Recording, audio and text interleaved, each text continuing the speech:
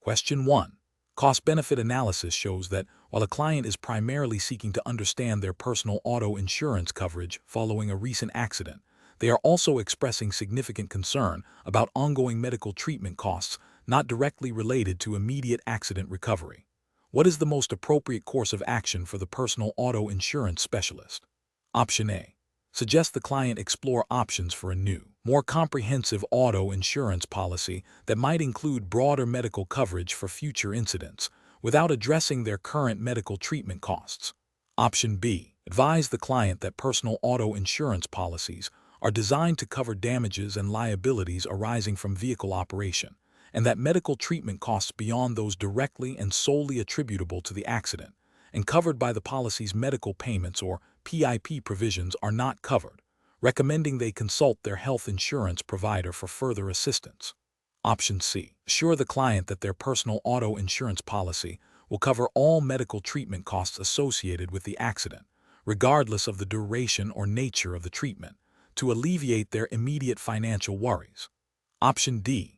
Inform the client that their auto insurance policy will only cover the initial emergency medical response, and that any further treatment costs are their personal responsibility, without offering any guidance on alternative coverage options. The correct answer is B. Advise the client that personal auto insurance policies are designed to cover damages and liabilities arising from vehicle operation, and that medical treatment costs beyond those directly and solely attributable to the accident and covered by the policy's medical payments or PIP provisions are not covered, recommending they consult their health insurance provider for further assistance. Explanation: this scenario is professionally challenging because it requires balancing the client's immediate financial concerns with their long-term health and financial well-being, all within the strict confines of personal auto insurance regulations. The specialist must navigate potential misinterpretations of coverage and ethical obligations to ensure the client receives appropriate advice, even if it means suggesting options beyond the immediate scope of auto insurance. The correct approach involves recognizing that while the client's immediate request is for auto insurance, their underlying concern is health-related due to the accident. A responsible specialist would acknowledge the client's health situation and then clearly explain that personal auto insurance policies typically do not cover medical expenses beyond those directly related to injuries sustained in an auto accident and covered by the auto policy's medical payments or PIP coverage. The specialist should then advise the client to explore their health insurance options, including their existing health plan or COBRA if applicable, and provide general guidance on how to initiate claims with their health insurer. This approach is ethically sound and compliant with regulations by providing accurate information about the limitations of auto insurance and directing the client to the appropriate resources for their health needs, preventing potential misrepresentation or misunderstanding of coverage. An incorrect approach would be to suggest that the auto insurance policy will cover all medical expenses indefinitely, regardless of the nature of the treatment or its relation to the accident. This is a regulatory failure as it misrepresents the scope of auto insurance coverage and could lead to the client incurring unexpected out-of-pocket costs when the auto policy limits are reached or when treatments are deemed unrelated to the accident. Ethically, this is a breach of trust and professional duty. Another incorrect approach would be to simply dismiss the client's health concerns and insist on focusing solely on the auto insurance policy, without offering any guidance on how to address their medical needs. This is professionally deficient as it fails to act in the client's best interest by not providing a complete picture of their options and responsibilities. While not a direct regulatory violation of auto insurance law, it falls short of the ethical standard of care expected from a specialist. The professional decision-making process for similar situations involves a tiered approach. First, understand the client's stated need, auto insurance. Second, identify any underlying or related concerns, health issues. Third, accurately explain the scope and limitations of the product being discussed, auto insurance. Fourth, ethically and professionally guide the client towards the appropriate resources for their other needs, even if those resources are outside the specialist's direct product offering. This ensures comprehensive client service and adherence to regulatory and ethical standards. Question 2. The risk matrix shows a projected increase in claims frequency for young drivers in urban areas, but the insurer's current book of business in this segment is relatively small and lacks long-term historical data. Which approach best aligns with the principles of the law of large numbers for pricing personal auto insurance in this scenario? Option A. Increase premiums significantly for all policyholders to offset the anticipated higher losses from this specific, data-limited segment. Option B.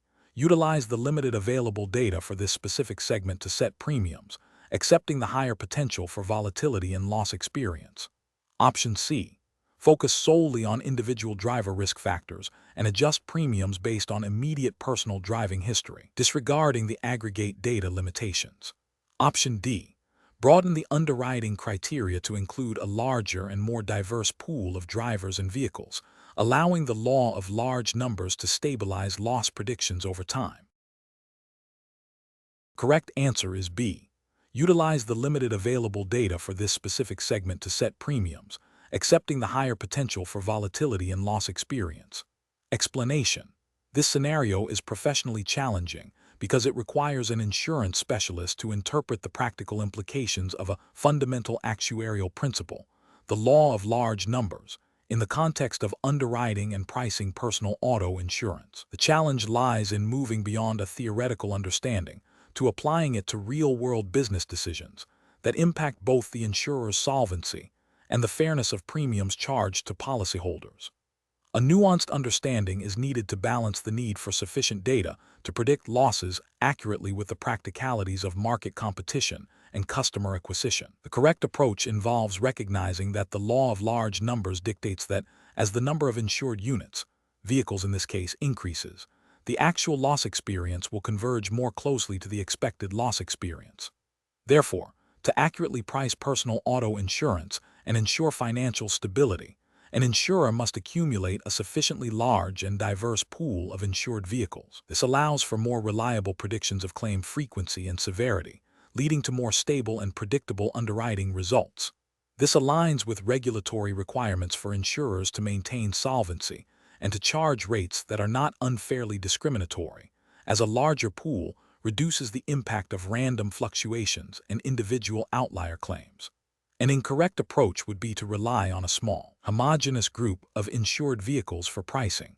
This fails to adequately leverage the law of large numbers. The insurer would be exposed to significant volatility in claims, making it difficult to predict future losses accurately. This could lead to underpricing and financial distress, or overpricing and uncompetitive premiums. Such an approach could also be seen as unfairly discriminatory if the small group does not truly represent the risk profile of a broader market segment, potentially leading to adverse selection. Another incorrect approach would be to prioritize rapid market share growth without considering the adequacy of the underlying data pool. While growth is important, if it outpaces the insurer's ability to gather and analyze sufficient data, the law of large numbers cannot effectively operate. This can result in pricing based on insufficient experience, leading to potential financial losses and regulatory scrutiny for inadequate reserves or solvency concerns. A further incorrect approach would be to dismiss the law of large numbers as purely theoretical and focus solely on individual risk assessment, without considering the aggregate. While individual risk factors are crucial for rating within a pool, the principle of large numbers underpins the very ability to establish accurate expected loss rates for those individual factors. Ignoring this principle means the insurer is essentially gambling on future outcomes rather than making informed, data-driven pricing decisions. Professionals should approach such situations by first understanding the core actuarial principles at play, like the law of large numbers. They must then consider how these principles translate into practical underwriting and pricing strategies. This involves assessing the size and diversity of the target market, the reliability of available data, and the insurer's risk appetite. Regulatory compliance, particularly regarding solvency and fair pricing, must be a constant consideration. Decision-making should involve a collaborative process between underwriting, actuarial, and finance departments to ensure that pricing strategies are both actuarially sound and commercially viable, while adhering to all legal and ethical obligations. Question 3. Compliance review shows that Mr. Henderson is purchasing a vehicle from a dealership and plans to drive it immediately. He has secured financing and will be making all the payments. He wants to obtain an auto insurance policy for the vehicle before he takes possession. What is the most appropriate action for the insurance specialist to take regarding the establishment of insurable interest for this policy? Option A. Advise Mr. Henderson to list the dealership as an additional insured on the policy. Option B. Issue the policy with Mr. Henderson as the named insured, confirming his ownership and financial obligation for the vehicle. Option C. Issue the policy with Mr. Henderson's father as the named insured, as he is gifting the vehicle to Mr. Henderson. Option D. Issue the policy based on Mr. Henderson's stated intention to drive the car, without further verification of his financial stake. Correct answer is B.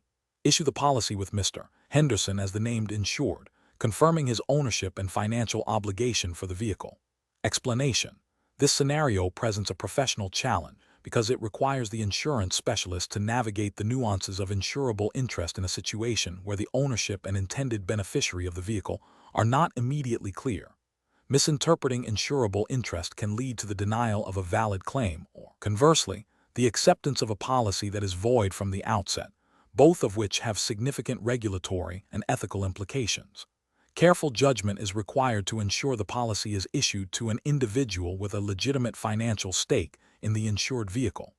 The correct approach involves verifying that the applicant, Mr. Henderson, has a demonstrable insurable interest in the vehicle he intends to insure. This means he must stand to suffer a financial loss if the vehicle is damaged or destroyed, since he is purchasing the vehicle and will be the primary driver and responsible party for its upkeep and financing.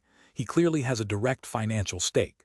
This aligns with the fundamental principle of insurable interest, which is a cornerstone of insurance law, designed to prevent wagering on losses and ensure that insurance serves its intended purpose of indemnification. Regulatory frameworks, such as those governing auto insurance in the U.S., mandate that an insurable interest must exist at the inception of the policy. An incorrect approach would be to issue the policy solely based on Mr. Henderson's stated intention to drive the car, without confirming his financial stake. This fails to meet the regulatory requirement for insurable interest. If Mr. Henderson were merely a friend or relative who would occasionally drive the car, but had no ownership or financial obligation, he would not possess an insurable interest, and the policy would be void. Another incorrect approach would be to suggest Mr. Henderson's father, who is gifting the car, should be the policyholder. While the father may have had an insurable interest prior to the gift, once the ownership is transferred to Mr. Henderson, the father no longer has a direct financial stake in the vehicle's condition. Insurable interest must be present in the policyholder at the time the policy is issued, and for property insurance, typically at the time of loss. Issuing the policy to the father after the transfer of ownership would violate this principle. A further incorrect approach would be to advise Mr. Henderson to list the dealership as an additional insured. While dealerships may have a temporary insurable interest during the financing period, the primary insurable interest for a purchased vehicle rests with the owner who bears the financial risk. This would complicate the claim process and potentially lead to regulatory issues if not handled correctly according to specific state regulations regarding lien holders and additional insureds. The professional decision-making process for similar situations should begin with a thorough understanding of the applicant's relationship to the insured property. This involves asking probing questions about ownership, financial obligations, and intended use. The specialist must then cross-reference this information with the applicable state's insurance regulations regarding insurable interest for personal auto policies. If there is any ambiguity, seeking clarification from a supervisor or the underwriting department is a prudent step to ensure compliance and ethical practice. Question 4. Benchmark analysis indicates that when a single incident triggers multiple coverage parts within a personal auto insurance policy, such as a collision and damage to a third-party vehicle, the specialist must accurately determine the order of coverage application. Considering a scenario where a policyholder's vehicle sustains damage in an accident where they are at fault, and the policy includes both collision coverage and liability coverage for damage to others' property, which approach best aligns with regulatory requirements and sound policy interpretation? Option A. Assume collision coverage is always primary for damage to the insured's vehicle in at-fault accidents, and liability coverage is secondary for damage to others. Option B. Review the policy's other insurance or coordination of benefits provisions to ascertain the primary and excess coverage based on the specific wording and definitions within the policy document. Option C. Prioritize the collision coverage as it directly addresses damage to the policyholder's own vehicle, and then assess if liability coverage is needed for any damage exceeding the collision deductible. Option D. Immediately apply the liability coverage for damage to the third-party vehicle, and then determine if collision coverage is applicable for the policyholder's vehicle, considering the deductible. The correct answer is C. Prioritize the collision coverage as it directly addresses damage to the policyholder's own vehicle, and then assess if liability coverage is needed for any damage exceeding the collision deductible. Explanation: this scenario is professionally challenging because it requires an insurance specialist to navigate the complexities of an auto insurance policy structure, specifically the interplay between different coverage parts and their application to a single claim event. The specialist must not only understand the policy's contractual language, but also how it aligns with regulatory requirements for consumer protection and fair claims handling. The challenge lies in accurately identifying which coverage part is primary and which is excess, and how to communicate this to the policyholder in a clear and compliant manner, especially when the policyholder may have limited understanding of insurance intricacies. The correct approach involves meticulously reviewing the policy declarations page and the relevant policy provisions to determine the order of coverage application. This requires understanding the definitions of key terms within the policy, such as bodily injury, property damage, and collision, and how they relate to the specific circumstances of the loss. The specialist must then apply the policy's own rules for coordinating coverages, such as other insurance clauses, to ascertain which coverage responds first and to what extent. This methodical, policy-centric approach ensures that the claim is handled in accordance with the contract and regulatory mandates, preventing potential misrepresentation or unfair denial of benefits. An incorrect approach would be to make an assumption based on the type of vehicle involved or the perceived severity of the damage without a thorough review of the policy. For instance, assuming that a collision coverage part will always be primary for any accident involving a collision, regardless of other available coverages like liability or uninsured motorist, is a regulatory failure. This overlooks the possibility that other coverages might be triggered first or might be accessed to other available insurance. Another incorrect approach is to prioritize the coverage that appears most beneficial to the insurer without a clear contractual basis, which could lead to allegations of bad faith, claims handling, and violate regulations requiring fair and equitable treatment of policyholders.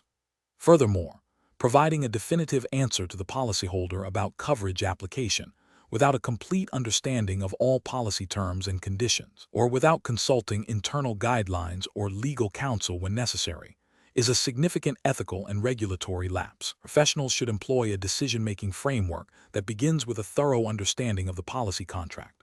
This involves identifying all relevant coverage parts, understanding their definitions and limits, and then analyzing the other insurance or coordination of benefits clauses. If the policy language is ambiguous or the claim scenario is complex, the next step should be to consult internal underwriting or claims guidelines, and if necessary, seek clarification from legal counsel. Transparency with the policyholder about the process and the rationale for coverage application, even if it's not the outcome they initially expect, is crucial for maintaining trust and compliance. Question 5. Consider a scenario where a client is purchasing a new personal auto insurance policy. They state that their vehicle will be used solely for commuting to and from their office, a distance of 15 miles each way, Monday through Friday. However, during the conversation, they mentioned that they occasionally use the vehicle for weekend errands and visiting family who live about 50 miles away. As a personal auto insurance specialist, what is the most appropriate course of action to ensure accurate policy placement and compliance? Option A. Advise the client to simply state commuting only on the application, as the occasional personal use is unlikely to be discovered by the insurer. Option B. Accept the client's initial statement of commuting use only and proceed with issuing the policy at the lowest applicable rate, assuming the occasional uses are insignificant. Option C. Classify the policy based on the primary stated use of commuting and note the occasional secondary uses in the policy notes without further discussion. Option D. Explain to the client that the occasional use for visiting family and weekend errands may necessitate a different classification, such as personal pleasure or mixed use, and discuss the potential premium implications of each. The correct answer is C. Classify the policy based on the primary stated use of commuting, and note the occasional secondary uses in the policy notes without further discussion. Explanation. This scenario is professionally challenging because it requires the personal auto insurance specialist to navigate a situation where a client's stated use of their vehicle may not align with the reality of their driving habits, potentially leading to misrepresentation and impacting coverage. Careful judgment is required to balance the client's needs with the insurer's underwriting principles and regulatory obligations. The correct approach involves gathering detailed information about the vehicle's primary use and any secondary uses, explaining the implications of each to the client, and documenting the agreed-upon classification. This aligns with regulatory requirements to ensure accurate risk assessment and policy issuance, preventing potential coverage denials or disputes due to material misrepresentation. Ethically, it upholds the principle of transparency and fair dealing with the client. An incorrect approach of accepting the client's initial statement without further inquiry fails to fulfill the specialist's duty to accurately assess risk. This could lead to the policy being issued on incorrect terms, potentially violating underwriting guidelines and regulatory mandates for accurate risk classification. Another incorrect approach of immediately classifying the vehicle for the highest risk usage without discussing alternatives with the client is also professionally unacceptable. While it might seem to protect the insurer, it could result in the client paying unnecessarily high premiums and may not reflect the actual primary use, leading to client dissatisfaction and potential complaints. A further incorrect approach of advising the client to misrepresent the vehicle's usage to obtain a lower premium is a severe ethical and regulatory violation. This constitutes fraud and would expose both the client and the specialist to significant penalties, including policy cancellation and potential legal action. Professionals should employ a decision-making framework that prioritizes understanding the client's situation, clearly explaining policy terms and their implications, adhering strictly to regulatory requirements for accurate risk assessment, and maintaining ethical standards of honesty and integrity. This involves active listening, clear communication, and a commitment to accurate documentation. Question 6. The control framework reveals that a policyholder has reported an accident where the at-fault driver has no insurance. The specialist must determine the appropriate course of action for implementing the uninsured motorist coverage. Which of the following actions best aligns with the regulatory requirements for handling such a claim? Option A. Offer a nominal settlement amount to expedite the claim, regardless of the policyholder's actual damages or policy limits, to minimize the insurer's exposure. Option B. Deny the uninsured motorist claim until the policyholder provides definitive proof from the at-fault driver's state DMV that they are uninsured, as this is the only acceptable verification. Option C. Advise the policyholder to pursue legal action against the at-fault driver directly, as the insurer's obligation for uninsured motorist coverage is secondary and contingent on the policyholder exhausting all other recovery options. Option D. Immediately initiate the uninsured motorist claim process, verifying the policyholder's coverage limits and investigating the at-fault driver's lack of insurance through official channels to determine the payable benefit according to state statutes. The correct answer is D. Immediately initiate the uninsured motorist claim process, verifying the policyholder's coverage limits and investigating the at-fault driver's lack of insurance through official channels to determine the payable benefit according to state statutes. Explanation. This scenario presents a professional challenge because it requires an insurance specialist to navigate the complexities of uninsured motorist coverage implementation within a specific regulatory environment, balancing the insurer's obligations with the policyholder's rights. The challenge lies in accurately interpreting and applying the relevant state statutes and departmental regulations to a situation where a policyholder has been involved in an accident with an at-fault driver who lacks insurance. The specialist must ensure that the coverage, a critical protection for policyholders, is applied correctly and efficiently, avoiding both underpayment and overpayment, and adhering strictly to the established claims handling procedures and legal mandates. The correct approach involves a thorough review of the policyholder's coverage, a diligent investigation into the at-fault party's lack of insurance, and the application of the state's statute to determine the appropriate benefit payable. This includes verifying that the policyholder meets all eligibility requirements for coverage, such as having a valid policy in force at the time of the accident, and that the accident meets the definition of an uninsured motor vehicle as defined by state law. The specialist must then calculate the benefit based on the policy limits and the policyholder's damages, ensuring compliance with any state-mandated minimum coverage levels and fair claims settlement practices. This approach is ethically and regulatorily sound because it upholds the insurer's contractual promise to the policyholder and adheres to the state's legislative intent to protect innocent victims of uninsured drivers.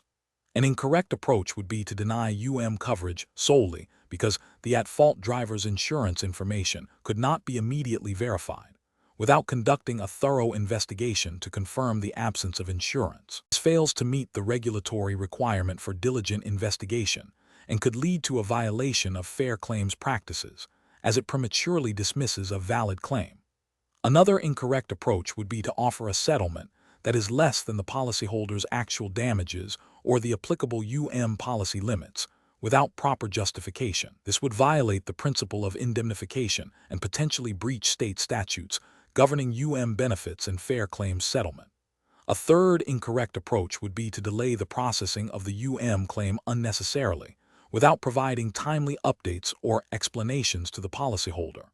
This would contravene regulations requiring prompt and fair claims handling. Professionals should approach such situations by first consulting the specific state's insurance code and any relevant administrative regulations pertaining to uninsured motorist coverage and claims handling. They should then meticulously document all investigative steps, communications with the policyholder and third parties, and the basis for any coverage decisions or settlement offers.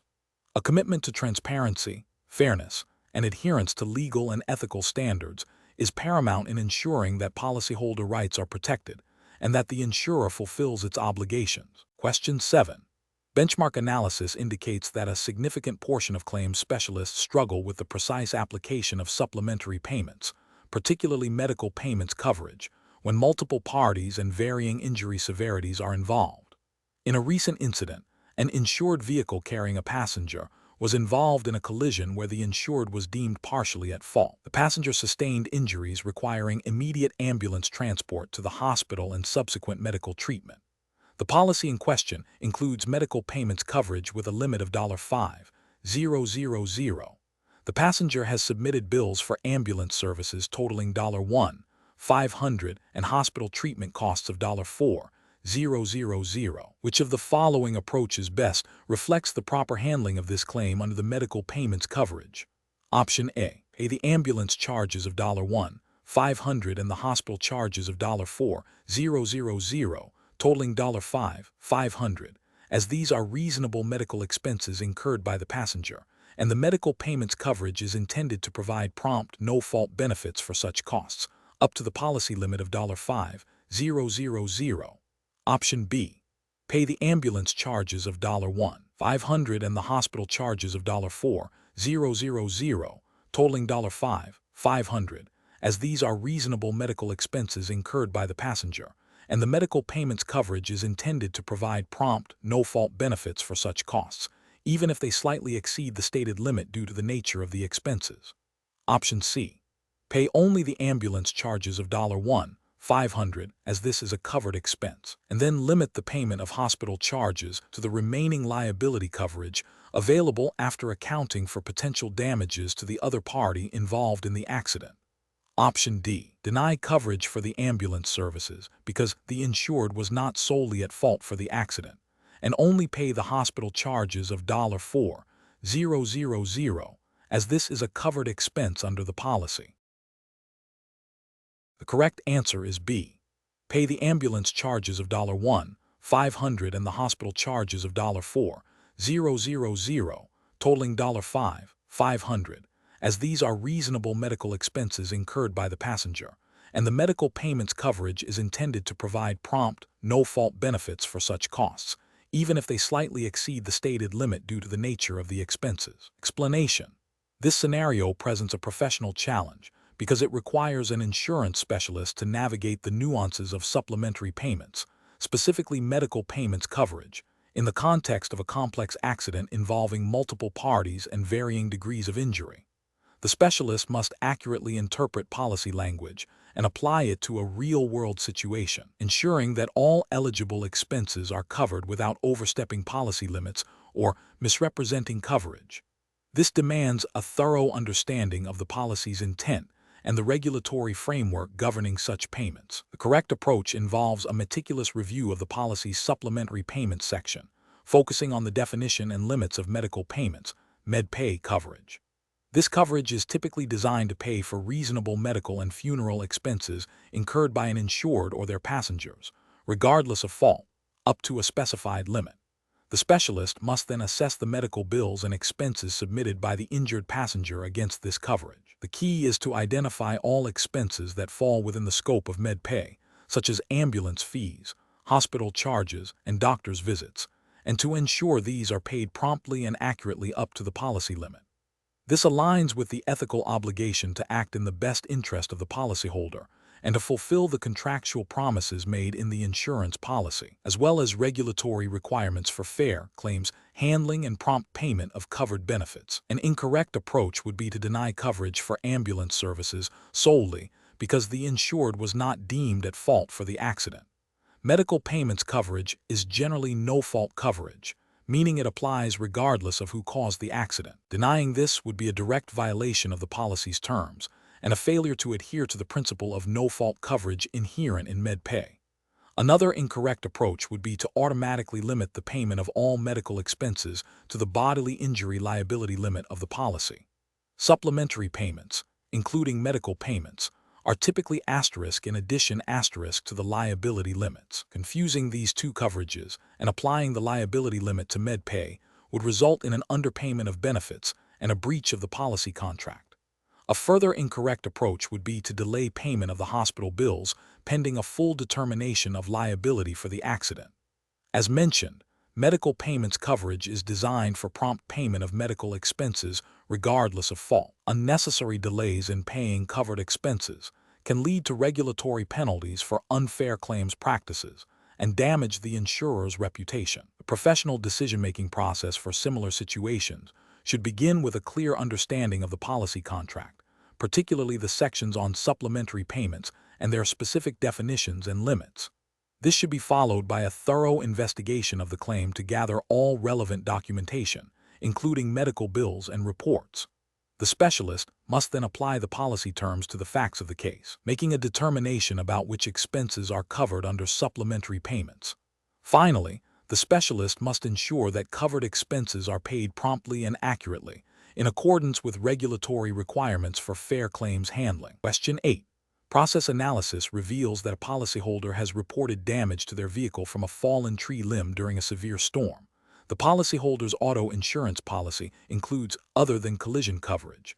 Which of the following approaches best ensures compliance with regulatory requirements and accurate claims handling for this scenario?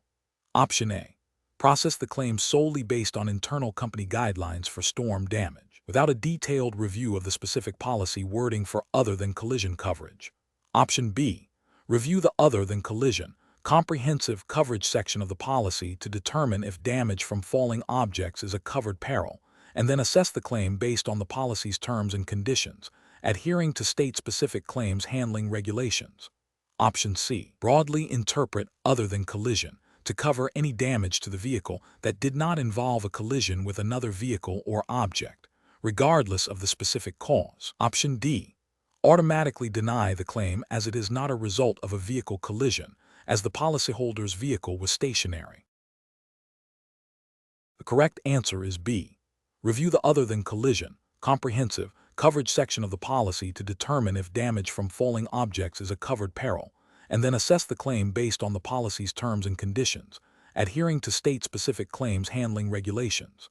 Explanation. This scenario is professionally challenging because it requires an insurance specialist to balance the efficient processing of claims with the accurate application of policy terms, specifically regarding other than collision, comprehensive coverage. Misinterpreting or misapplying these terms can lead to underpayment, overpayment, or denial of legitimate claims, impacting customer satisfaction and the insurer's financial stability. Careful judgment is required to ensure that the coverage provided aligns with the policyholder's expectations and the insurer's contractual obligations, all within the established regulatory framework. The correct approach involves a thorough review of the policies other than collision, comprehensive coverage provisions, including any applicable endorsements or exclusions, and comparing them against the specific circumstances of the loss. This ensures that the claim is evaluated based on the precise terms agreed upon by the policyholder and insurer. Regulatory compliance is paramount. For example, in many U.S. jurisdictions, insurance contracts are strictly construed against the insurer, and any ambiguity is typically resolved in favor of the insured.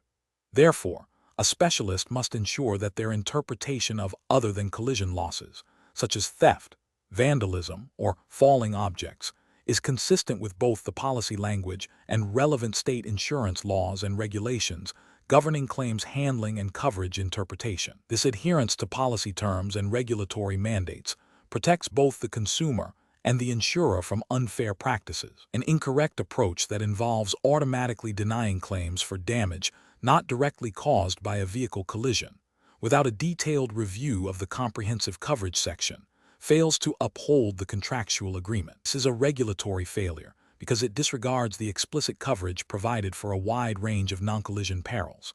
Another incorrect approach, which is to broadly interpret other than collision to include any damage whatsoever, regardless of the cause, is also a regulatory and ethical failure. This can lead to overpayments and potentially violate principles of indemnity, where the insured should be restored to their pre-loss condition, but not profit from the loss. Furthermore, such broad interpretation could be seen as a misrepresentation of coverage.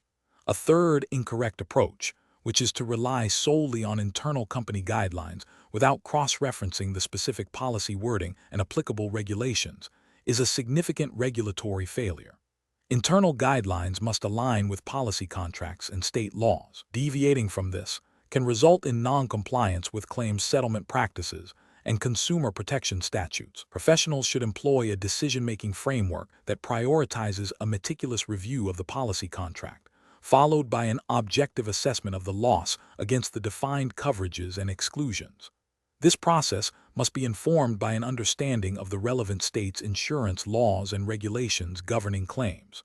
When in doubt, consulting with underwriting or legal counsel is a prudent step to ensure accurate coverage interpretation and compliant claims handling. Question 9.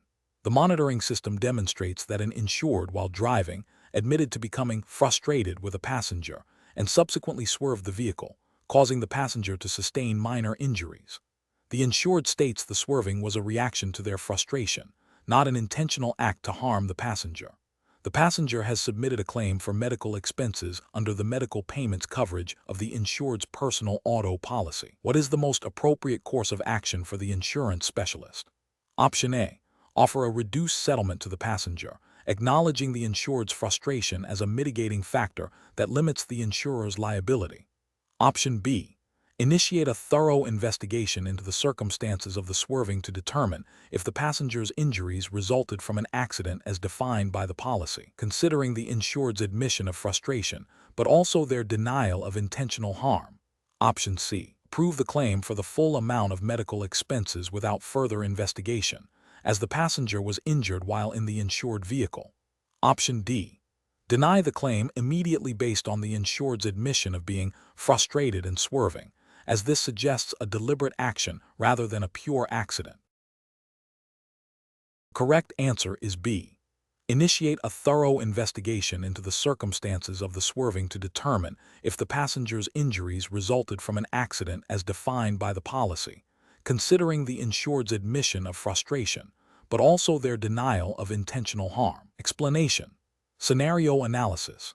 This scenario is professionally challenging because it requires an insurance specialist to interpret the scope of medical payments coverage in a situation where the insured's actions might blur the lines between a covered accident and a deliberate act. The specialist must balance the policy's intent to cover reasonable medical expenses arising from an accident with the insurer's need to avoid paying for damages resulting from intentional misconduct. This requires careful judgment to avoid both underpaying a legitimate claim and overpaying a claim that falls outside the policy's coverage. Correct approach analysis. The correct approach involves thoroughly investigating the circumstances surrounding the incident to determine if the injuries sustained by the passenger were a direct and proximate result of an accident as defined by the policy. This includes reviewing police reports, witness statements, and any medical documentation. If the investigation confirms the injuries arose from a genuine accident, even if the insured's actions were negligent or reckless, medical payments coverage would likely apply to reasonable medical expenses incurred by the passenger, up to the policy limit. This aligns with the purpose of medical payments coverage, which is to provide prompt payment for medical expenses regardless of fault, as long as the injury occurs during the use of the insured vehicle in a manner contemplated by the policy. Incorrect approach is analysis. One incorrect approach would be to automatically deny the claim solely because the insured admitted to being frustrated and swerving. This fails to distinguish between frustration leading to negligent or reckless driving, which is typically covered, and an intentional act to harm the passenger. Denying coverage without a thorough investigation into whether the swerving was an intentional act to cause harm, rather than a reaction to a perceived road hazard or a moment of poor judgment, would be a regulatory failure to uphold the policy's promise of coverage for accidental injuries. Another incorrect approach would be to immediately approve the claim without any investigation, based solely on the fact that the passenger sustained injuries while in the insured vehicle. This overlooks the potential for intentional acts to exclude coverage. Approving a claim without verifying that the injuries resulted from an accident, as opposed to a deliberate assault by the insured, would be an ethical failure to act in the best interest of the insurer and could lead to improper payouts. A third incorrect approach would be to offer a settlement that is significantly below the actual medical expenses incurred, based on a subjective assessment of the insured's emotional state. Medical payments coverage is intended to cover reasonable medical expenses. Offering a reduced settlement without a valid basis in policy exclusions or factual findings would be a violation of fair claims handling practices and could be considered a regulatory violation. Professional reasoning. Professionals should employ a systematic claims investigation process. This involves gathering all relevant facts, applying policy language to those facts, and making a coverage decision based on objective evidence and regulatory requirements. When faced with ambiguity, the professional should err on the side of a thorough investigation to ensure a fair and compliant outcome. The decision-making framework should prioritize understanding the policy's intent, the specific facts of the incident, and the applicable regulatory guidelines for claims handling. Question 10. The evaluation methodology shows that when a policyholder's son, who lives at home and is listed as a driver on the policy, uses his father's insured vehicle for a personal errand without explicit permission for that specific errand, but with general knowledge that he could use the car, and is involved in an accident, what is the most appropriate regulatory compliant approach to determining coverage under the personal auto insurance specialist framework? Option A. Advise the policyholder that coverage is uncertain and suggest they consult an attorney without making a coverage determination based on the policy and applicable regulations. Option B. Determine coverage by examining the policy's provisions for permissive use in listed drivers, considering the general understanding that a son living at home with access to the vehicle would be considered a permissive user for personal errands. Option C. Assume coverage is automatically provided for any use by a listed driver, without reviewing specific policy language regarding permissive use or exclusions. Option D. Deny coverage because the son did not obtain explicit permission for that specific errand, regardless of his status as a listed driver or the general understanding of vehicle use within the household. The correct answer is B. Determine coverage by examining the policy's provisions for permissive use and listed drivers, considering the general understanding that a son living at home with access to the vehicle would be considered a permissive user for personal errands. Explanation. The evaluation methodology shows that understanding the scope of coverage in personal auto insurance is paramount for both the insurer and the insured. This scenario is professionally challenging because it requires a nuanced interpretation of policy language against specific factual circumstances, often involving situations where the line between covered and excluded events is blurred.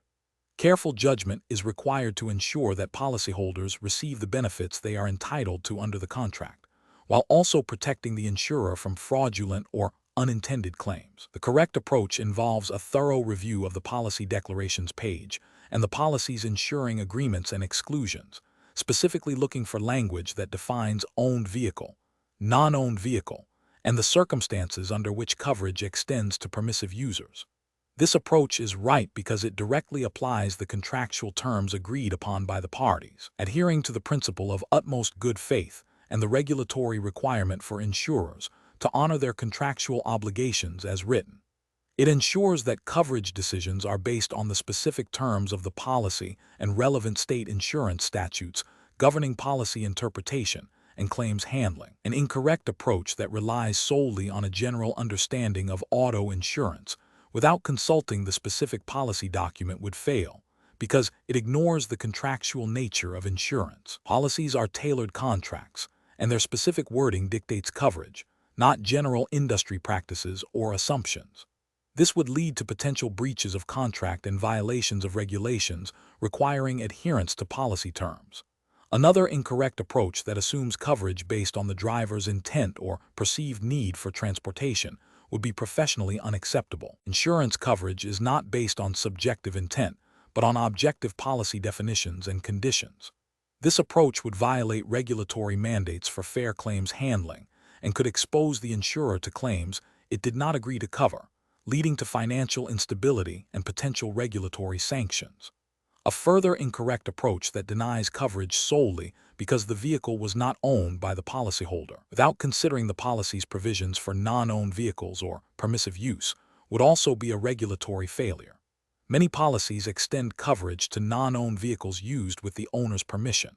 Failing to examine these provisions demonstrates a lack of due diligence and a potential violation of regulations requiring a comprehensive review of all applicable policy terms before denying a claim. The professional decision-making process for similar situations should involve 1.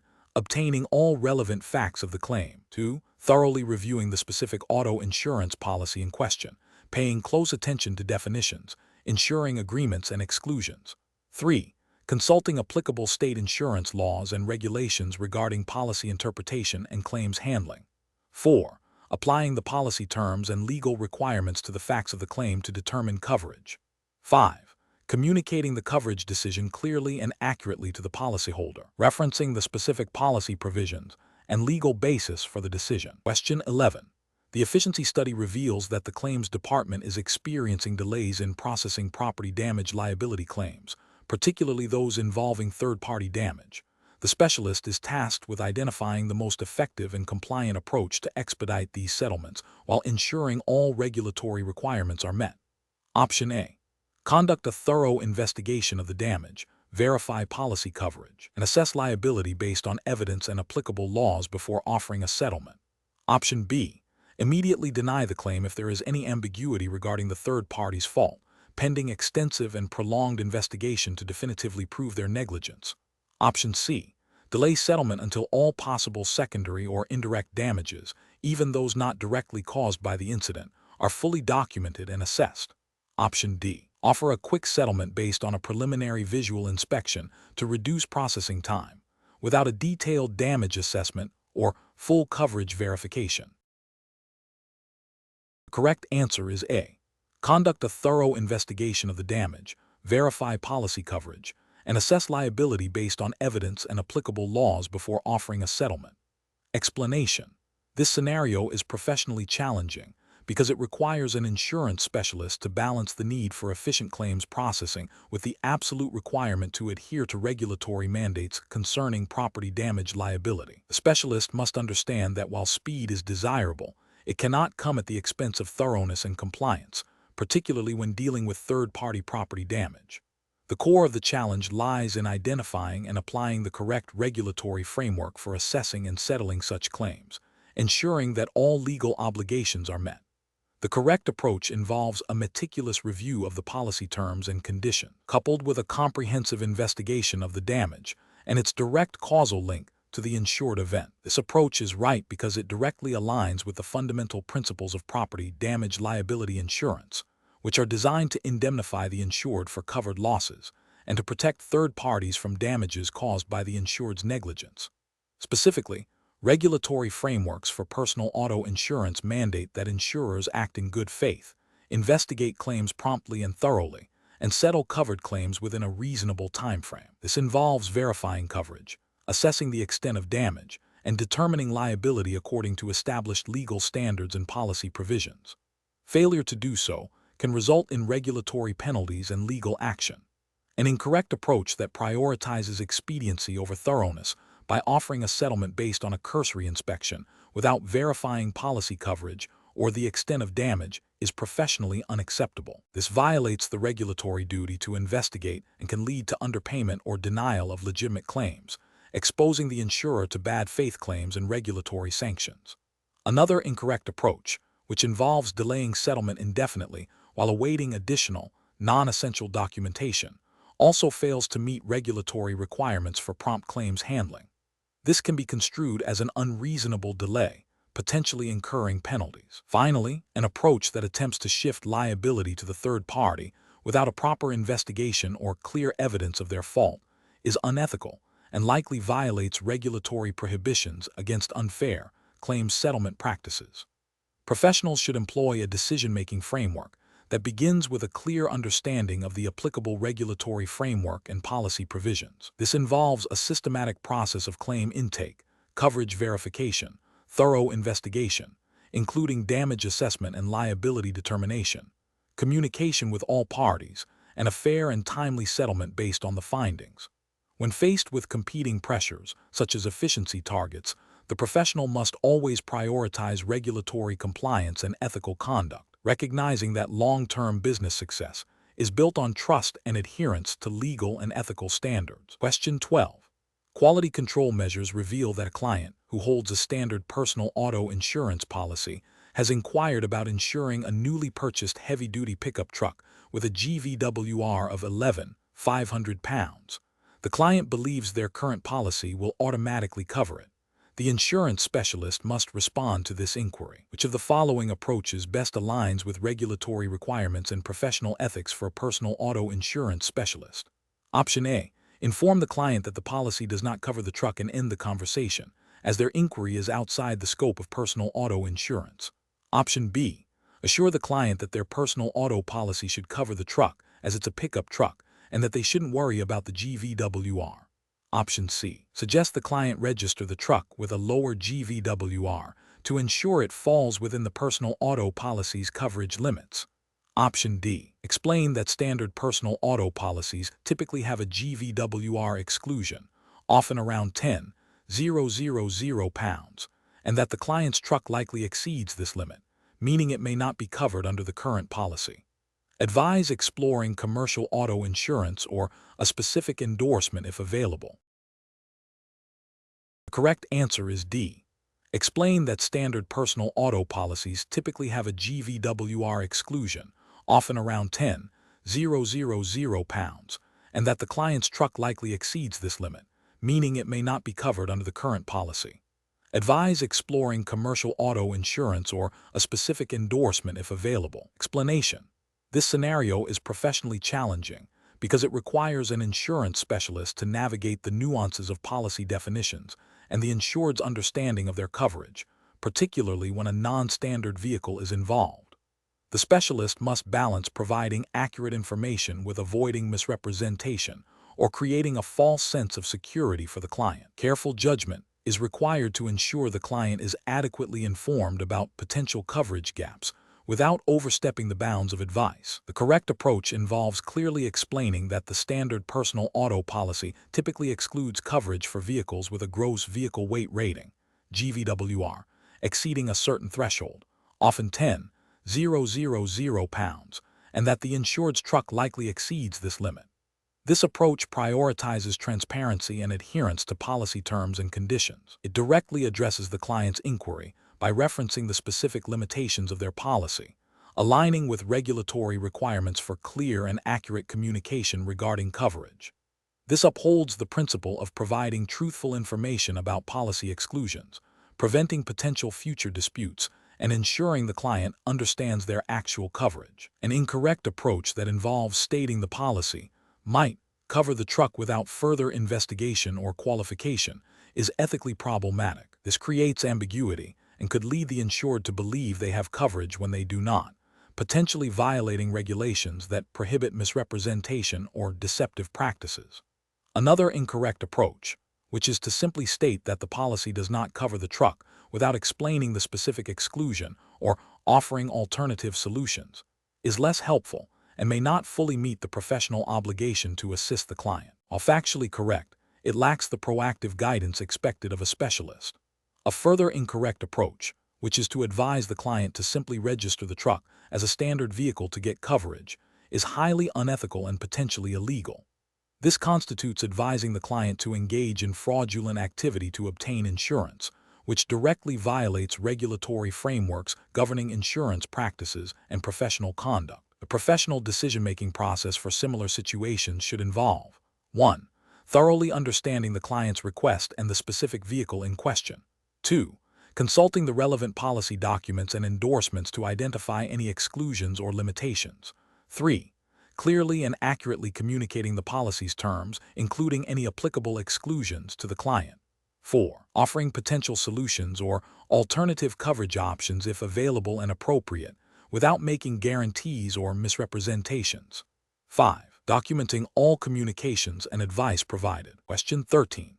The monitoring system demonstrates a pattern of rapid acceleration and hard braking events for a policyholder over the past 6 months. Which of the following approaches best reflects a compliant and professional assessment of the associated risk and uncertainty? Option A. Discount all alerts as normal driving variations, assuming the policyholder is simply adjusting to a new vehicle or road conditions, and no further investigation is needed. Option B. Analyze the frequency and severity of these events in conjunction with the policyholder's driving history and relevant actuarial data to determine if they indicate a statistically significant increase in risk, considering any applicable regulatory guidelines for telematics data usage. Option C. Recommend a policy cancellation based on the perceived aggressive driving, without further analysis of the specific circumstances or regulatory requirements for such actions. Option D. Immediately flag the policyholder for a significant premium increase due to the high number of alerts, as this clearly indicates a dangerous driving style. Correct answer is B. Analyze the frequency and severity of these events in conjunction with the policyholder's driving history and relevant actuarial data to determine if they indicate a statistically significant increase in risk, considering any applicable regulatory guidelines for telematics data usage. Explanation. This scenario presents a professional challenge because it requires the personal auto insurance specialist to interpret complex data from a monitoring system and apply it to assess risk and uncertainty for a policyholder.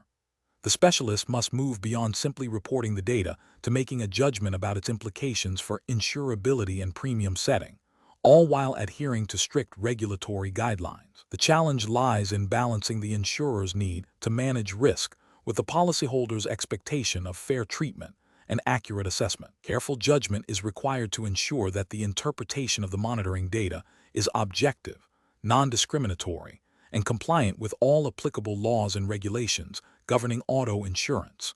The correct approach involves a nuanced analysis of the monitoring system's data in the context of established underwriting guidelines and regulatory requirements. This approach recognizes that raw data alone is insufficient. It must be interpreted to understand the underlying behaviors and their correlation with increased risk. By considering the frequency, severity, and context of the observed driving behaviors, the specialist can make an informed assessment of the policyholder's risk profile.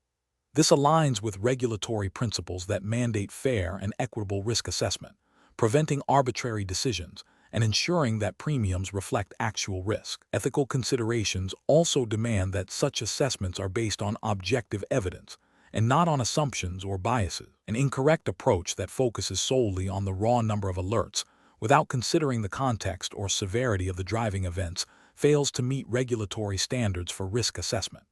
This approach is problematic because it can lead to an overestimation of risk, potentially resulting in unfair premium increases or even policy cancellation without sufficient justification. It ignores the principle that insurance pricing should be actuarially sound and based on a comprehensive understanding of risk factors. Another incorrect approach that dismisses all alerts as minor deviations, regardless of their nature or frequency, is also professionally unacceptable. This overlooks the potential for cumulative risk and the possibility that seemingly minor events, when aggregated, can significantly increase the likelihood of a claim. Such an approach could expose the insurer to undue financial risk and violate the duty to underwrite policies responsibly. It fails to acknowledge that even minor deviations can be indicators of a broader pattern of risky behavior. A further incorrect approach that relies on anecdotal evidence or personal judgment rather than the systematic analysis of the monitoring data is equally flawed. This introduces subjectivity and potential bias into the risk assessment process, which is contrary to regulatory requirements for objective and data-driven underwriting. It undermines the integrity of the insurance process and can lead to discriminatory practices. The professional decision-making process for similar situations should involve a systematic review of all available data, including the monitoring system's output. This data should be analyzed against established underwriting criteria and regulatory frameworks. The specialist must consider the context, frequency, and severity of any identified risk factors. When interpreting data, it is crucial to avoid assumptions and biases, focusing instead on objective evidence.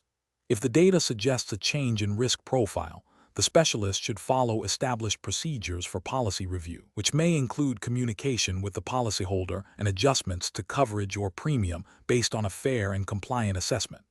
Adherence to the insurer's internal policies and procedures, as well as all relevant state or provincial insurance regulations, is paramount throughout this process. Question 14. Stakeholder feedback indicates a recurring issue where a policyholder's adult child, who lives independently and owns their own vehicle, frequently borrows and drives the policyholder's insured vehicle. The policyholder has listed themselves as the sole named insured on their personal auto policy. The adult child has been involved in an accident while driving the policyholder's vehicle. The adult child is not listed as an insured on the policy, nor do they reside at the policyholder's address. The insurer is reviewing the claim and must determine the extent of coverage for the accident. Option A. Investigate further to determine if any policy endorsements or state-specific statutes might extend coverage to non-resident, non-named insured drivers who have permission, while strictly adhering to the policy's definition of insured and named insured. Option B. Deny coverage for the adult child, as they are not the named insured, do not reside with the policyholder, and are not listed on the policy, therefore not meeting the definition of an insured. Option C. Extend coverage to the adult child as a permissive user, as they have the policyholder's permission to drive the vehicle, and this is a common practice for family members. Option D. Advise the policyholder to file a claim under their own auto insurance policy, as they are the owner of the vehicle and should have coverage for their own vehicles. The correct answer is C. Extend coverage to the adult child as a permissive user, as they have the policyholder's permission to drive the vehicle, and this is a common practice for family members. Explanation. This scenario presents a professional challenge because it requires balancing the insurer's obligation to uphold the integrity of the insurance contract with the potential for a policyholder to exploit a loophole for personal gain, which could ultimately impact the broader pool of insured individuals. The core of the dilemma lies in interpreting the named insured clause and its implications for who is covered and who is not, especially when a non-owner is operating the vehicle. Careful judgment is required to ensure fairness, compliance with regulatory intent, and the preservation of the insurance contract's fundamental principles. The correct approach involves adhering strictly to the policy's definition of named insured and the associated coverage limitations. This means recognizing that coverage is extended to the named insured and potentially permissive users as defined by the policy and applicable state law, but not to individuals who have a vested interest in the vehicle's ownership or use but are not explicitly listed or covered by the policy's terms. This approach is ethically and regulatorily sound because it upholds the contractual agreement between the insurer and the policyholder. It prevents the policy from being retroactively expanded to cover individuals or risks that were not contemplated or underwritten at the time the policy was issued, thereby maintaining actuarial soundness and preventing adverse selection. State insurance regulations typically emphasize the importance of clear contractual terms and the insurer's right to define coverage based on the underwriting process. An incorrect approach would be to interpret the policy broadly to include the individual who is not the named insured but has a financial interest in the vehicle, simply because they are a relative and have been driving the car. This fails to respect the contractual definition of named insured and the limits of coverage. Ethically, This is problematic as it could be seen as creating coverage where none exists, potentially misleading the policyholder and the individual seeking coverage. Regulatorily, it could violate statutes requiring insurers to adhere to policy terms and conditions as filed with the state, and could lead to claims being paid that were never underwritten, potentially impacting premium adequacy for all policyholders. Another incorrect approach would be to deny coverage outright without a thorough review of the policy language and applicable state laws regarding permissive use and non-owner operators. While the individual is not the named insured, state laws and policy endorsements may extend coverage to permissive users under certain circumstances. A blanket denial without this due diligence is unprofessional and could lead to regulatory scrutiny for failing to properly investigate a claim or apply policy terms correctly. It also fails to consider the potential for coverage under specific policy provisions or state statutes designed to protect innocent third parties. The professional decision-making process for similar situations should begin with a meticulous review of the insurance policy's definitions, particularly named insured, and any clauses pertaining to vehicle operation by non-owners or permissive users. Simultaneously, relevant state statutes and case law concerning auto insurance coverage, permissive use, and the rights of non-named insureds must be consulted. The next step is to apply these legal and contractual provisions to the specific facts of the case.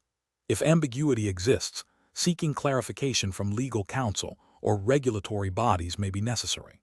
The ultimate decision must be grounded in a clear understanding of the contractual obligations and regulatory requirements, ensuring fairness to all parties involved while protecting the insurer's financial integrity and the principles of insurance. Question 15. The audit findings indicate that a claim was submitted for towing services where the insured's vehicle was not experiencing a mechanical breakdown, but rather was stuck in mud on private property, requiring a winch-out service. The towing and labor coverage section of the policy states it covers towing and labor incidental thereto when the vehicle is disabled. The specialist must determine if this service is covered. Option A. Advise the insured to file a claim under their homeowner's insurance policy, as the incident occurred on private property and involved extrication rather than a typical road tow. Option B.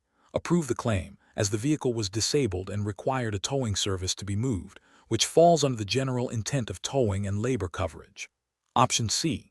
Deny the claim, as the policy specifically covers towing for mechanical breakdowns, and being stuck in mud on private property does not constitute a mechanical breakdown. Option D. Approve the claim, after verifying that the policy's definition of labor includes winching or extrication services, and that the circumstances align with the policy's definition of disabled. The correct answer is B. Approve the claim, as the vehicle was disabled and required a towing service to be moved, which falls under the general intent of towing and labor coverage. Explanation. Scenario analysis.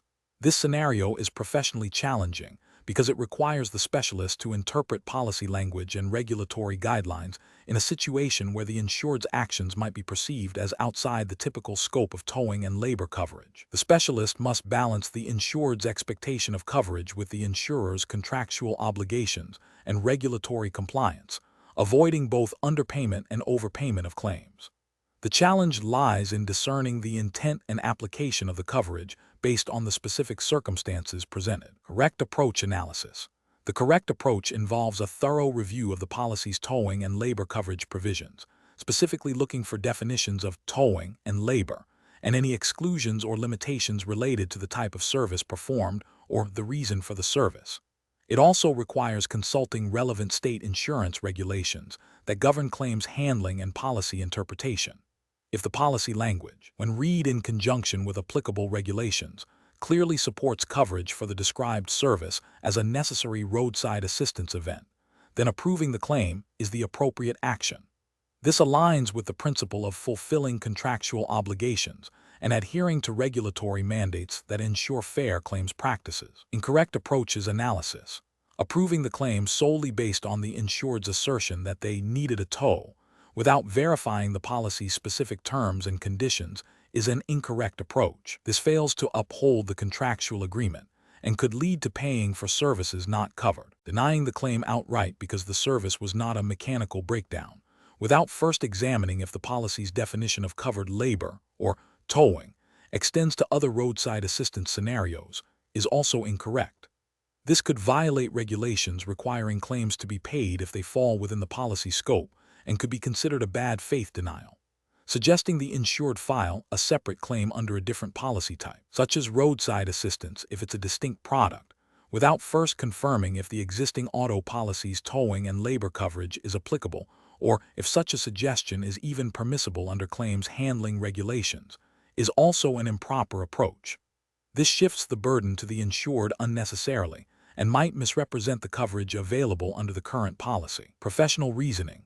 Professionals should approach such situations by first gathering all relevant facts about the incident and the service provided. Next, they must meticulously review the specific policy language for the towing and labor coverage, paying close attention to definitions, limitations, and exclusions. Concurrently, they should consult the applicable state's insurance code and departmental regulations pertaining to claims settlement and policy interpretation. If the policy language is ambiguous, they should seek clarification from their underwriting department or legal counsel. The decision should be based on a reasoned interpretation of the policy and regulations, ensuring fairness to the insured while protecting the insurer's interests and maintaining regulatory compliance. Question 16. Compliance review shows that a policyholder has filed a claim for property damage to their vehicle resulting from a hit-and-run incident. The policyholder has collision coverage, but the at-fault driver fled the scene, and their identity is unknown. The claims handler is considering denying the property damage claim based on the availability of collision coverage, or alternatively, applying the collision deductible to the property damage claim. Which of the following represents the most appropriate approach for handling this property damage claim under the Personal Auto Insurance Specialist Regulatory Framework? Option A. Deny the property damage claim because the policyholder has collision coverage, which is the primary coverage for vehicle damage. Option B. Investigate the claim to determine if it meets the definition of an uninsured motor vehicle under the policy and applicable state law for property damage, and if so, process it under the uninsured motorist property damage coverage, applying the correct deductible as specified for that coverage. Option C. Process the property damage claim under the uninsured motorist property damage coverage, but apply the deductible from the policyholder's collision coverage. Option D. Deny the property damage claim because the identity of the at-fault driver is unknown, making it impossible to determine fault. The correct answer is B.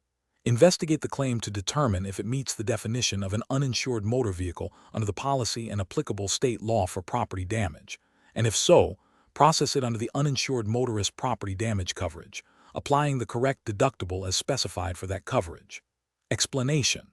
This scenario presents a professional challenge due to the inherent complexities of uninsured motorist property damage claims, particularly when dealing with situations where the at-fault party's identity is unknown or disputed. Navigating these claims requires a thorough understanding of the policy's terms and conditions, as well as strict adherence to the relevant regulatory framework governing coverage. The insurer must balance the need to process claims efficiently with the obligation to ensure policyholders receive the benefits to which they are entitled under the law. The correct approach involves a meticulous review of the policy's property damage provisions and the specific circumstances of the loss. This includes verifying that the loss meets the definition of an uninsured motor vehicle as defined by the policy and applicable state law, and that all required documentation and notifications have been provided by the insured. The regulatory justification lies in upholding the contractual obligations of the insurance policy and complying with state statutes that mandate coverage and outline the conditions under which it can be invoked. Ethically, this approach ensures fair treatment of the policyholder by honoring the coverage purchased. An incorrect approach would be to deny the claim solely because the at-fault driver's information is not immediately available without further investigation. This fails to acknowledge that coverage is specifically designed for such situations, where the identity or insurance status of the at-fault party is unknown or insufficient. This approach violates the spirit and letter of coverage, potentially leading to regulatory penalties for unfair claims settlement practices. Another incorrect approach is to apply a deductible that is not stipulated in the property damage section of the policy, or to apply a deductible that exceeds the statutory maximum allowed for property damage. This misapplication of policy terms and disregard for regulatory limits constitutes a breach of contract and regulatory noncompliance, potentially resulting in financial penalties and reputational damage. A third incorrect approach is to assume that if the insured has collision coverage, property damage coverage is not applicable, regardless of the circumstances. While collision coverage might apply, it does not negate the availability of property damage coverage, which is intended to cover situations where the at-fault party is uninsured or unidentified. This demonstrates a misunderstanding of the distinct purposes and triggers of these coverages and can lead to the improper denial of a valid claim. The professional decision-making process for similar situations should begin with a comprehensive understanding of the policy contract and the governing regulations. When faced with a property damage claim, the professional must first confirm the policy's property damage coverage is in force, and then meticulously evaluate the facts of the loss against the policy's definition of an uninsured motor vehicle and any applicable statutory requirements. This involves a proactive investigation to gather all necessary information, rather than making assumptions or denials based on incomplete data. If there is any ambiguity, seeking clarification from underwriting or legal counsel is a prudent step. The ultimate goal is to make a fair and compliant coverage decision that aligns with both the policy contract and regulatory mandates. Question 17.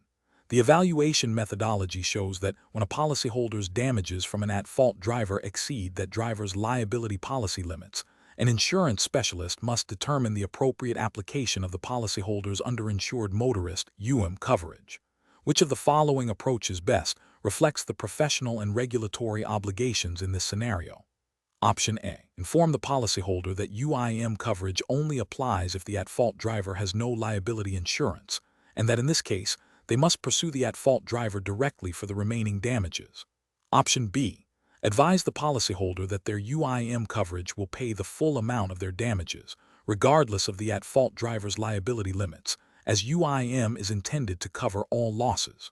Option C. Calculate the coverage available by subtracting the at-fault driver's liability limits from the policyholder's total damages, and then offer that amount, assuming the policyholder's limits are sufficient. Option D. Review the policyholder's coverage limits. Understand how state law dictates the interaction between coverage and the at-fault driver's liability limits, and then determine the benefit payable according to the policy and applicable statutes. The correct answer is B. Advise the policyholder that their coverage will pay the full amount of their damages, regardless of the at-fault driver's liability limits, as is intended to cover all losses. Explanation. This scenario is professionally challenging because it requires an insurance specialist to navigate the nuances of underinsured motorist coverage in a situation where a policyholder has suffered significant damages exceeding their at-fault driver's liability limits. The specialist must accurately interpret policy provisions and state regulations to ensure the policyholder receives the maximum benefit they are entitled to under their coverage, without misrepresenting coverage or creating undue expectations. The core of the challenge lies in understanding how coverage interacts with other available coverages and the specific limitations and conditions that apply. The correct approach involves a thorough review of the policyholder's coverage limits and the applicable state statutes governing claims. This includes understanding the other insurance clauses and any potential offsets or reductions that may apply, such as the at-fault driver's liability limits. The specialist must then communicate clearly and accurately to the policyholder the extent of their coverage and the process for making a claim, ensuring all policy conditions and regulatory requirements are met. This approach is correct because it adheres strictly to the policy contract and state law, fulfilling the insurer's contractual obligation and regulatory duty to the policyholder. It prioritizes accurate coverage interpretation and transparent communication, which are fundamental ethical and professional obligations. An incorrect approach would be to assume coverage will automatically pay the full amount of the policyholder's damages without considering the at-fault driver's liability limits or other policy limitations. This fails to acknowledge the contractual and statutory framework that defines coverage, which is typically designed to supplement, not duplicate, other available liability coverage. Another incorrect approach would be to advise the policyholder that UIM coverage will pay the difference between their damages and the at-fault driver's liability limits, without verifying if the policyholder's UIM limits are sufficient to cover that difference. This misrepresents the coverage and could lead to the policyholder having unrealistic expectations. A further incorrect approach would be to delay processing the UIM claim while awaiting a settlement from the at-fault driver's insurer, without informing the policyholder of their rights and the insurer's obligations under their own UIM policy. This could violate prompt claims handling regulations and breach the duty of good faith and fair dealing. Professionals should approach such situations by first identifying the specific UIM coverage provisions within the policy and researching the relevant state statutes that define and regulate UIM coverage.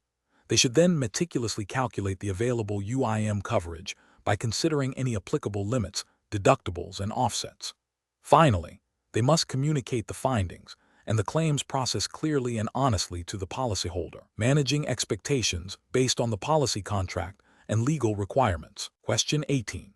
Cost-benefit analysis shows that adding comprehensive health insurance to an existing personal auto policy would significantly increase the premium.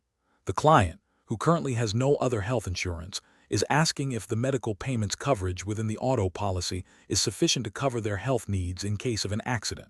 What is the most appropriate course of action for the personal auto insurance specialist? Option A. Recommend the client cancel any potential existing health insurance plans to save money, as the auto policy's medical payments coverage will suffice for accident-related medical expenses. Option B. Inform the client that the auto policy only covers vehicle damage and that they should seek health insurance from a different provider without discussing any available medical payments coverage.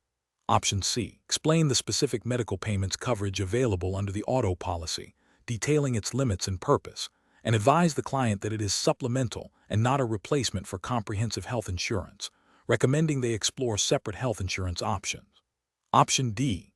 Advise the client to rely solely on the medical payments coverage within the auto policy for all their health needs, as it will be cheaper than purchasing separate health insurance. Correct answer is C.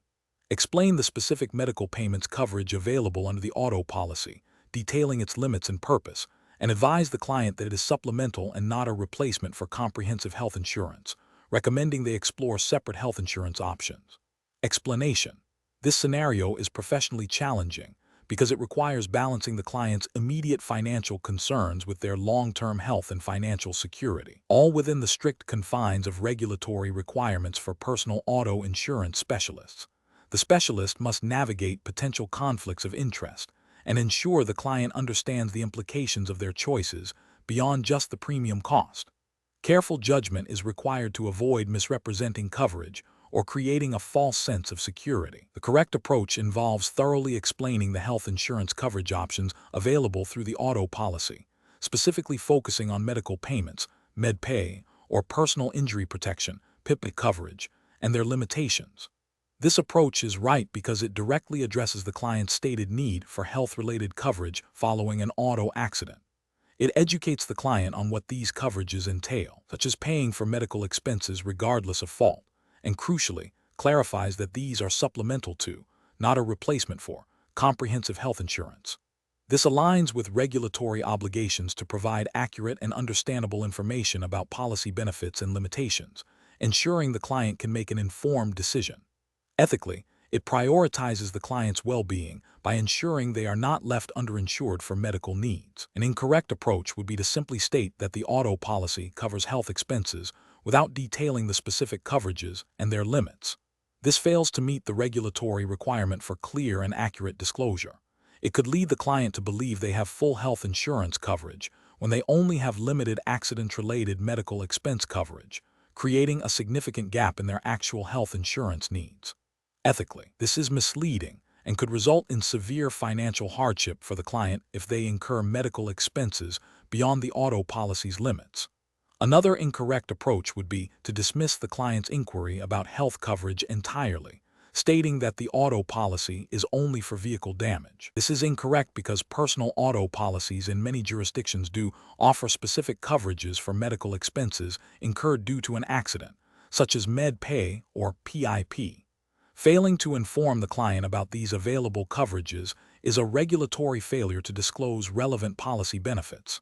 Ethically, it demonstrates a lack of diligence and a failure to act in the client's best interest by not exploring all available options within the scope of the auto policy. A third incorrect approach would be to recommend the client immediately cancel their existing health insurance to save money, relying solely on the auto policy's medical payments coverage. This is a critical regulatory and ethical failure. Auto policy medical payments coverage is typically limited in scope and amount, and is not a substitute for comprehensive health insurance. Recommending such a drastic action without fully understanding the client's overall health insurance needs and the limitations of auto policy medical coverage would be irresponsible, potentially leaving the client uninsured for a wide range of medical conditions and treatments not related to an auto accident. The professional reasoning process for similar situations should involve 1. Actively listening to and understanding the client's stated needs and concerns. 2. Identifying all relevant coverages within the personal auto policy that might address those needs, even if indirectly. 3. Clearly explaining the nature, scope, limitations, and costs of these coverages. 4. Differentiating between auto-related medical expense coverage and comprehensive health insurance. 5. Providing accurate information that allows the client to make an informed decision without making recommendations that could lead to underinsurance or financial risk. 6. Always adhering to disclosure requirements and ethical standards of care. Question 19. The assessment process reveals that a client who currently insures 2 vehicles with a personal auto insurance specialist has purchased a third vehicle. The client contacts the specialist to inquire if their current policy will cover the new vehicle and if any adjustments are needed. The specialist must determine the most appropriate course of action to ensure the client's coverage is accurate and compliant. Option A. Suggest the client increase their liability limits on the existing policy to account for the new vehicle, without specifically adding the vehicle itself. Option B. Explain to the client that an endorsement is available to add the new vehicle to their existing policy, ensuring accurate coverage and compliance with policy terms. Option C.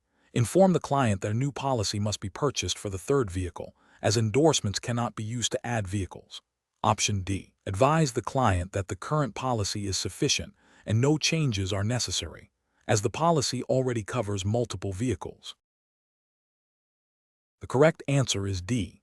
Advise the client that the current policy is sufficient and no changes are necessary, as the policy already covers multiple vehicles. Explanation.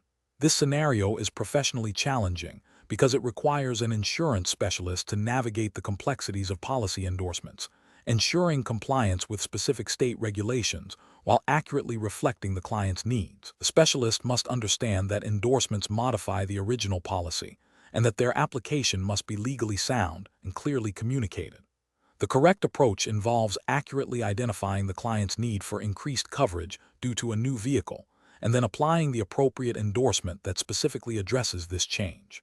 This ensures the policy remains current and provides the intended protection. Regulatory justification lies in adhering to state insurance laws that mandate accurate policy terms and conditions, preventing underinsurance and potential claims disputes. Ethically, it upholds the duty to serve the client's best interests by ensuring their coverage matches their current risk exposure. An incorrect approach would be to simply advise the client that their existing policy is sufficient without investigating the impact of the new vehicle. This fails to meet the regulatory requirement for accurate policy representation and can lead to claims being denied or underpaid, violating the duty of care owed to the client.